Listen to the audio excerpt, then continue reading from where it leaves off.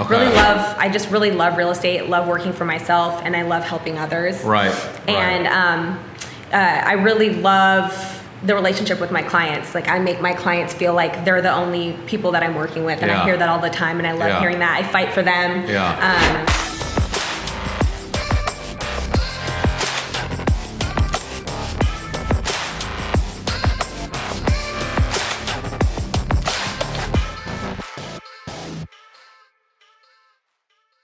Hey guys, it's Angelo Christian with another awesome edition of Real Estate Insider. And today I have a very special guest in the studio, Miss Alexis with Nan Properties. Hey Alexis. Hey, thank you so much for coming in today. Thank you so much for having me. You guys know every single month we feature a top producer, a star in Houston as an agent, and Alexis came. She was selected this month for November, and so we're so happy to have you here today. And we want to know one of the things that we do when we learn about you and all of our followers, like, you know, who you are, what are you doing, how are you different, who do you cater to, so that way whenever we get somebody pre-approved out there and they need an awesome agent such as yourself, how do they get in touch with you? So if you don't mind, kind of give us your little bio and a little bit about you. All right. I'm really excited to be here. My name is Alexis Paige, and I'm with Nan Properties, Christie's International Real Estate. I've been Christie's. Okay. Yes, wow. Christie's, which we can talk about a little bit more later. Really, really cool little aspect to the company that I work with. But I've been in real estate for about 5 years. My dad was an architect, so I always grew up loving houses. I was in a sales role for 9-10 years, and then went into real estate, wanted to be on my own. I just really love real estate, love working for myself, and I love helping others. Right. And I really love the relationship with my clients. Like, I make my clients feel like they're the only people that I'm working with, and I hear that all the time, and I love hearing that. I fight for them. I go to any means to help them, either get the best price, whether they're buying or they're selling.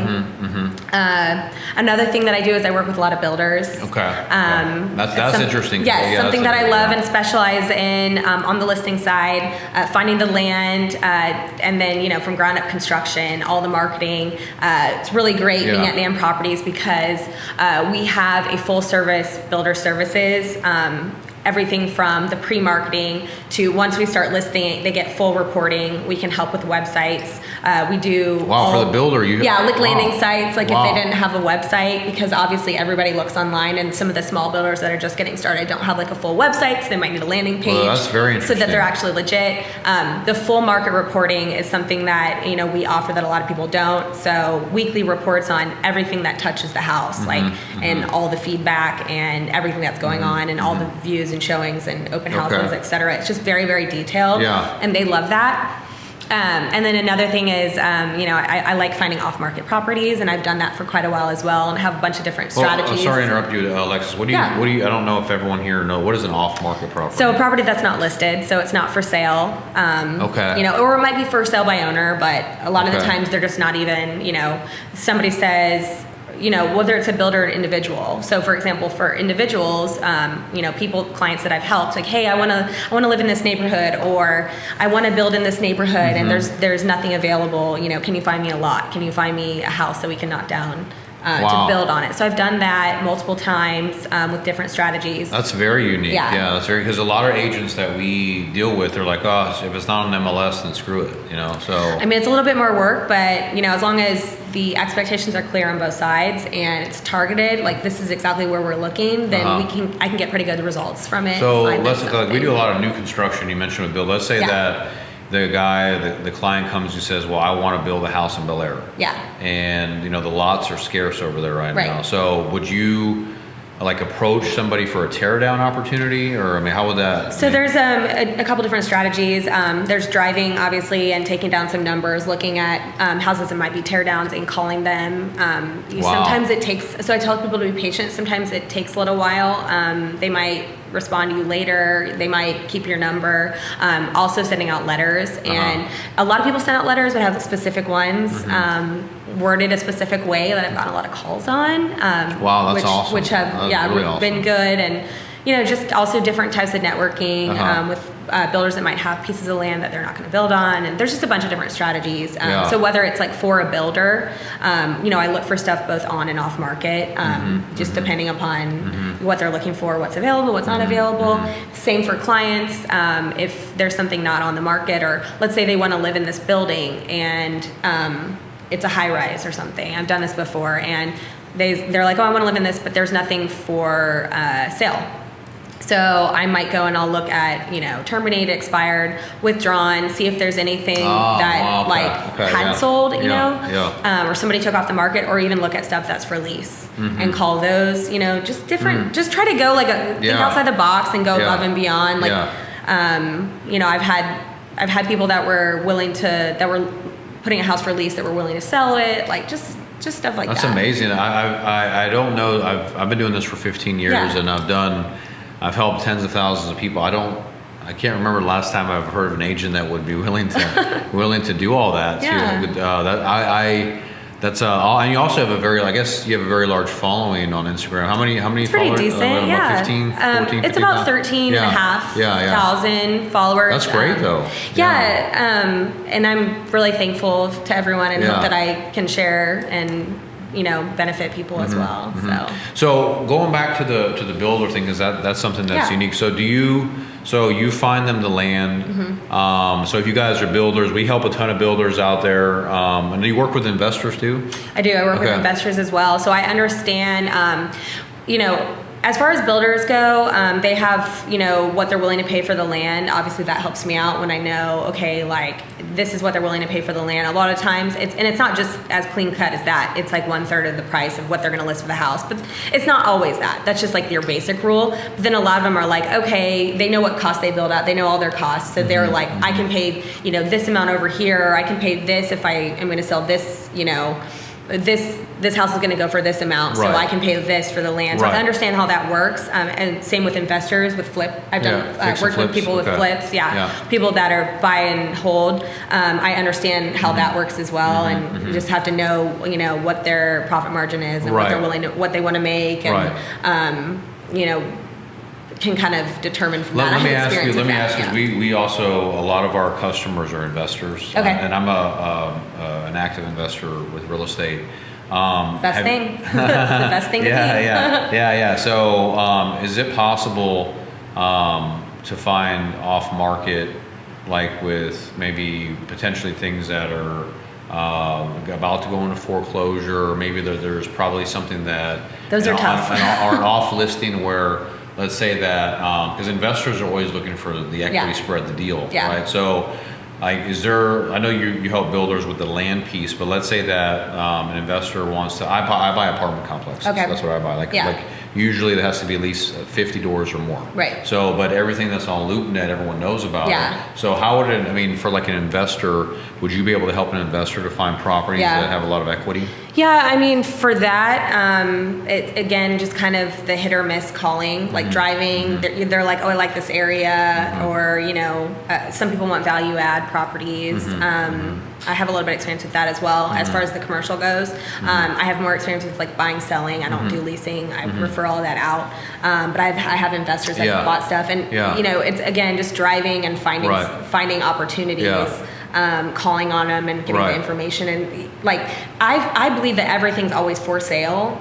It's just can we get the right number? Can we come to an agreement? Not always, but the more people you talk to, and you're like, hey, keep my number, because maybe in the future they want to sell, and so you just kind of make a note on that, and sometimes people are not nice, and you just have to have a thick skin. That's true. That's true. Even with the letters, I've definitely gotten a lot of don't ever contact me again, and you know, they have to pick up the phone and text me something mean, and it's you know what, come on, but it's fine, I get it, it's no skin off my back. You know? Well, what I teach my salespeople is that a lot of people, you're talking about overcoming objection, and I say that a lot of the reasons why they're afraid to close the deal is they have to look at it in a different way. Instead of looking at rejection as a turn down, you have to flip that and turn that into revenue.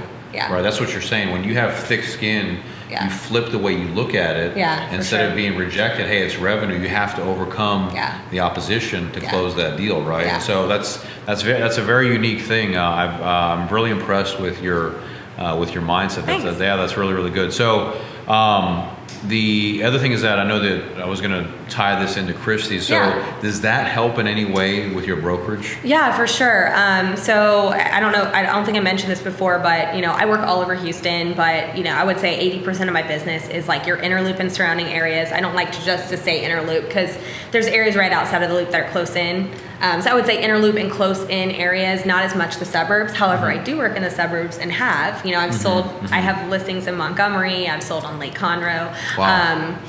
I feel like the inner loop's a little bit more complex because you can get into Montrose and it varies from street to street. Right. Like this street's good, this street's not good. And there's little subsectors in Montrose and the Heights and, all the different areas and Upper Kirby. And like, I've gotten to really know all those areas. And I feel like that's been a benefit because I know from street to street why this street's better than this street and, why this house may be so much more and what it backs to, and it's a cool thing I've learned with builders as well. But as far as the Christie's thing goes, really cool. We're a Christie's affiliate in Houston. Yeah, the only one, right? Yes. That's awesome. It's international. Christie's auction house, spectacular art, all sorts of jewelry, different pieces.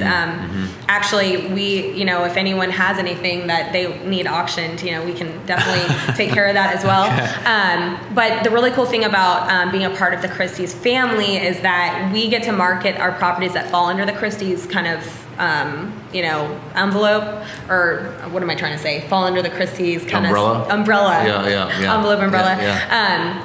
We get to market them through Christie's as well. So they go on the Christie's website, they get marketed by Christie's. You've got 80 million plus hits. Right. I mean, and we go above and beyond. And these are our luxury properties, and that's anything over $1 million. But then different sectors, like Katy, it's like 600K, and like Woodlands is like 600K, and Bel Air is 700K. Right. The Heights is like 700K. So it's not everything's just $1 million. It's like the certain neighborhoods are $1 million, and then a lot of the other neighborhoods we can kind of go down a little bit lower in the price. So you get the international exposure, which is really great, especially for properties that might be good investment properties or the really, really high-end properties. That's what I was thinking, that would help you push the traffic, right? Yes, definitely. It really, really helps. And Christie's, they're very willing to help get the properties sold that might be really hard to get sold. Some of the really, really like higher priced properties. We have the Christie's conference in Houston next week. So out of everywhere in the world, they chose Houston. It's at the Post Oak Hotel. That's awesome. We get to meet people all over. And that's another thing is I've been able to refer to other cities and other states because I've gone and I've traveled and I've met a lot of the Christie's affiliates, like Aspen and Cabo and Dallas and Arizona. And so whenever people need to do real estate transactions anywhere in the world, like we're able to find you like the best realtor, and I'll be able to track the entire transaction so that that I'm backing it as well. That's awesome. That's awesome. Now, one of the things that you mentioned that you're doing listings like in Conroe or Montgomery. How are people finding you? How do they know about you? Is it through Instagram, or how are they, or referrals? Or referrals, Instagram, a lot through social media. I do a lot of stuff through social media, Facebook, Instagram, LinkedIn, actually. Networking, referral. A lot of my business comes from my sphere of influence. And past clients and referrals, and that I'm really thankful for that. And sometimes they have properties that are far out, and I don't mind taking them on. And I've helped people buy lake houses, like second houses in Conroe. They might live in the city, they want to buy their second house out there. Gotcha. It really depends. It really ranges. But like I said, I mean, I would say 75-80% of my business is more focused inner Houston, and then I have that 20 to 25% that kind of can go really anywhere, all the way out to like even a little bit past Houston. Right. So, but I think one of the things that I'm thinking about here is that whenever I see you as one of your strengths here is being the builder's agent. right? Because you help the builder to find the land, Yes. and then you also represent them whenever they sell the homes, right? I love doing that. Yeah. But then also it's an advantage to my buyers, because I get to know what's quality and what's not quality, and obviously there's a lot of new construction out there, ranging from 200,000 to the millions, and I get to familiarize myself with a lot of these builders. That's really cool. And I understand how they work, so I can negotiate really well on the buyer side for them, because I understand kind of where their pricing kind of comes from. So you got advantages to both sides. Yeah. And I work on both sides. So not just listing agent. I actually love working with buyers. Yeah. Some listing agents don't. I actually love buyers. So I like having a good mix I like of two. that. That's good. It helps us to put some context, because like I said, with our company, we work with a lot of builders. We give them lines of credit, and we've never packaged it as an offer to them, like, hey, when we give you the credit line, you can also use Alexis. Finding off-market properties. Yeah, so because they would just go out and find their own agent. And so it makes it to where you have a niche in the marketplace to serve. Serve the builder's agent. So now let me ask you this: if people need to, if they need to get a hold of you, they need to reach you. Is there a website, or do they go to your Instagram? How do people find you? There's multiple ways. I don't have my own website. Okay. I use the HAR website, where you can see my listings in my bio. It's har.com/Alexis Paige Weiner. So that's PAIGEWEINER, which is my middle and last name. Gotcha. My Instagram is the Alexis Paige. So a lot of people find me through Instagram. You can see my listings, things I've sold. There is a link to the website there. There's my email on my link to my on my Instagram. I have a lot of people through Facebook as well. Nice. I have both a personal page as well as a business page, but I actually use my personal page a lot more, because it has so much more more information, more robust, just more of a more people, more of a following. So there's multiple ways to get in contact with me. I really tell people that they can just reach out to me via cell. But obviously I don't want to get a lot of random texts and stuff like that. So, I have people contact me, through social media, through HAR, or because you can actually contact me directly through HAR. My cell is even on there too. Or my email. I have two different emails, one for Nan and one for my own Gmail, and they kind of merge together. Right.